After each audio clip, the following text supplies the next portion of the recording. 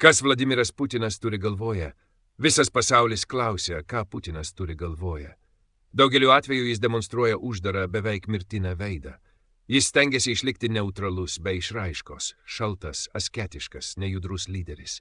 Išoriškai Putinas atrodo kaip blefuojantis pokerio žaidėjas.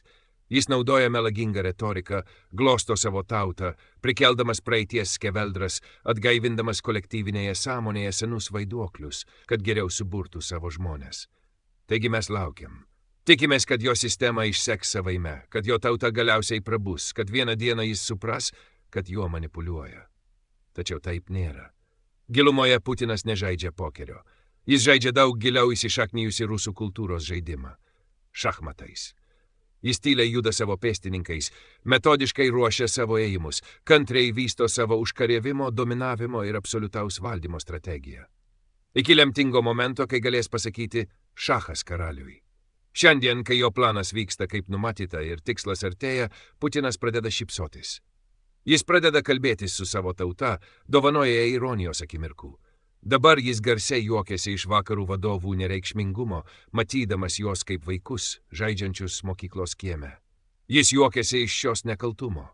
Šiandien Putinas turi tik vieną dalyką. Kasdien užpildyti Ukrainos erdvę dronais ir raketomis, tyčia taikydamasis į civilius gyventojus, kad paskatintų juos išeiti į gatves ir reikalauti iš savo vadovų besąlyginės kapituliacijos ir okupuotų teritorijų atidavimo. Ko Rusija siekia? Nenugalimumo.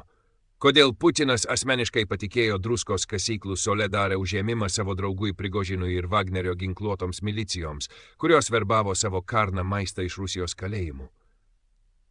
Kodėl šią operaciją nepatikėjo reguliariai armijai? Atsakymas paprastas, nes tikslas yra neatskleidžiamas. Kaip Centrafrikoje dėl aukso ir deimantų, kai tikslas negali būti oficialiai pripažintas, jis priskiriamas samdiniams, kuriuos galima aukoti po misijos. Soledaro kasyklų užėmimas nebuvo atsitiktinis. Tai buvo strategiškai svarbus tikslas, kurio negalima buvo pateisinti paprastą antinacių retoriką, skirtą rusų tautai. Galima įtikinti visą armiją, kad ji kovoja su nacizmu miestuose ir laukuose, bet neįtikinti, kad ji užima požeminės galerijas, ruošdamasi būsimam karui. Rusija negalėjo pateikti šio užėmimo kaip rusakalbių išlaisvinimo. Tokie pasakojimai jau nebeveikia. Tiesa ta, kad šios kasyklos leidžia įrengti slaptas, neaptinkamas ir nepažeidžiamas karinės infrastruktūras, milžinišką strateginį pranašumą Rusijai. Neatsitiktinumas, kad Krymas buvo aneksuotas ir sujungtas kelio ir geležinkelio tiltais su Rusijos žemynu. Oficialiai tai buvo rekonstrukcijos ir vienybės tikslas. Tačiau iš tiesų užrakinti prieigą prie Azovo jūros ir privatizuoti strateginę jūros erdvę.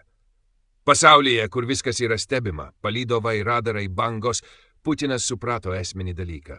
Rytojaus karas bus mažiau apie ginklų galingumą, o labiau apie infrastruktūros nematomumą. Šiame kontekste Soledaro kasyklos ir Azovo jūra yra du ateities kariniai projektai. Įrenginiai ten nebus matomi, nieko nebus galima aptikti. Keletas sunkvežimių tyliai įvažiuos, bet tai, ką jie veš, išvengs bet kokios kontrolės. Azovo jūros vidutinis gylis neviršyja 50 metrų. Po jūra bus slėpiamos ir apsaugotos nuo oro atakų bei aptikimo įrangos įrenginiai. Požeminė laboratorija nepasiekiama, nesugriaunama karinė vystymosi zona.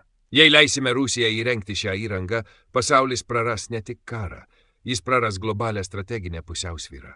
Mariupolis taps kariniu pramoniniu kompleksu, apsimestiniu civilinę rekonstrukciją. Regiono plieno ir mineralų ištekliai tyliai maitins šią naują karinę pramonę, o Zaporižės atominė elektrinė, tapusi neliečiama civilių statusu, aprūpins energiją. Bus per vėlų. Pasaulis ieškos, aptiks, analizuos veltui. Viršuje nieko nebus matyti. Nieko nebus aptikti. Ir Rusija turės slaptą karinę galią, kurios niekas negalės sustabdyti. Visas pasaulis turi tai suprasti. Rusija nesiekia kaimų ar žemės ūkio žemių, bet geostrateginių pozicijų, požeminių galerijų, kontroliuojamos vidaus jūros ir atramų būsimam karui. Metodiškas civilių bombardavimas turi vieną tikslą – sulaužyti ukrainiečių valią, priversti pasiduoti išsekus ir atgauti šias teritorijas mažomis sąnaudomis. Rusija jau yra gavusi esminius atramos taškus būsimam hegemoniniam kariniam projektui. Jie tiesiog laukia karo pabaigos, kad pradėtų jį vykdyti. Jei pasaulis dabar nereaguos, jis suteiks Rusijai visiškos strateginės nenugalimumo priemonės. Tai nėra klausimas apie užkariavimą. Tai nėra klausimas apie frontą. Tai yra klausimas apie infrastruktūrą. Rusija žino, kad raketos ant didelių sunkvežimių skirtos paradams. Žino, kad matomi įrenginiai nuolat stebimi. Žino, kad visa, kas deklaruota AEA, yra stebima. Bet tai, ko jie siekia, yra tai, ko niekas nemato. Nepamirškite Rusijos karo pradžios kalbos. Milžiniški branduoliniai povandeniniai laivai galintys sukelti tsunami, kad sunaikintų Angliją. Šios fantazijos atspindi jų tikrąją strateginę viziją. Jų ginklas bus nematomumas.